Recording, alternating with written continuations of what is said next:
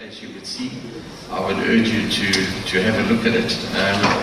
So let me get into the guts of what we want to really talk about this morning, and that is that humankind has utilized minerals and metals for thousands of years, initially forming crude tools and weapons from rock, and on acquiring know-how to extract and refine various metals, was able to significantly accelerate the development of new industries and technologies critical to the advancement of our species and the progression to our society today. And there's lots of work that's been done on this, and I don't intend to cover that in detail. Thank you.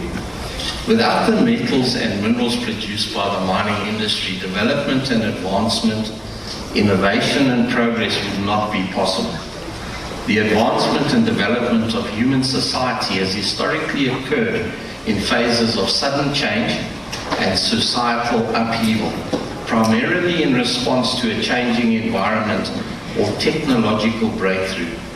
Julian Stewart, an American anthropologist, in his 1995 publication, The Theory of Culture Change, the Mythology of Multilinear Evolution, said that all societies had to adapt to their environment in some way, and that different adaptations could be studied through the examination of the specific resources a society exploited: mining, the technology the society relied on to exploit these resources, how we operate, and the organization of human labor.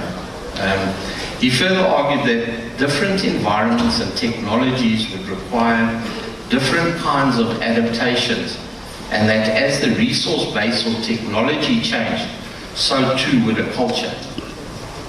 In other words, cultures do not change according to some inner logic, but rather in terms of a changing relationship with a changing environment. And that you really need to understand how mining is going to drive a change in culture with all of us. And it's not something we've decided.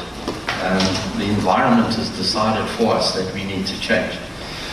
It's become increasingly evident that we are currently undergoing one of the most profound periods of environmental change in the history of humanity. And amazingly, I still meet with senators and congressmen that don't believe in climate change. And my message to them is you cannot risk being wrong.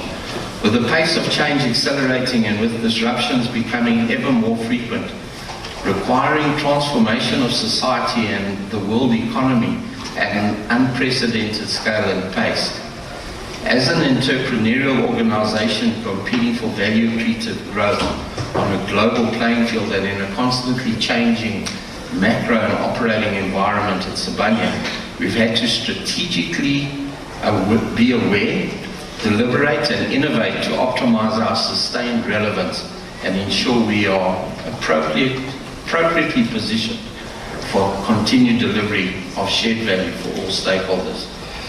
Our strategy is therefore informed by our identification and recognition of major global trends which are shaping society globally, currently and for the foreseeable future.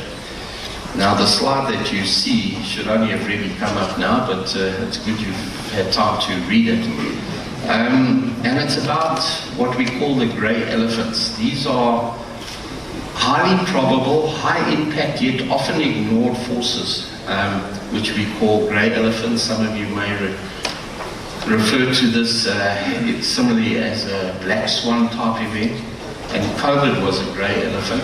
It was known, it was ignored, and we saw the impact of that. And we as a company have consciously shaped and refined our evolving strategy informed by these trends, by developing appropriate responses and protocols and building an anti-fragile business. And Bernard, you referred to crisis and the opportunity. That's exactly what anti-fragility is.